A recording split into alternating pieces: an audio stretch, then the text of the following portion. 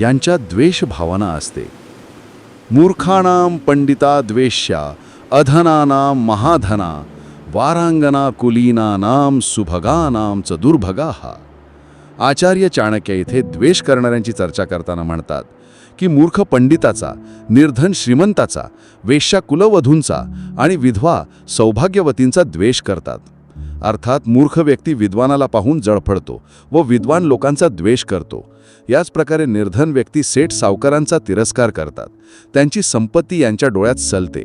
वेश्या चांगल्या घराण्यातील मुली सुनांविषयी जळतात, कारण वेश्यांना कुलीन मुलीसारखा भावनात्मक स्नेह प्रेम मिळत नाही, फक्त त्यांच्या शरीराचे शोषण होते. आणि विधवा स्त्रिया सौभाग्यवतींना पाहून मनातल्या मनात आपल्या नशिबाला रडतात की त्यांचे सौभाग्य सुख दैवाने हिरावून घेतले आहे.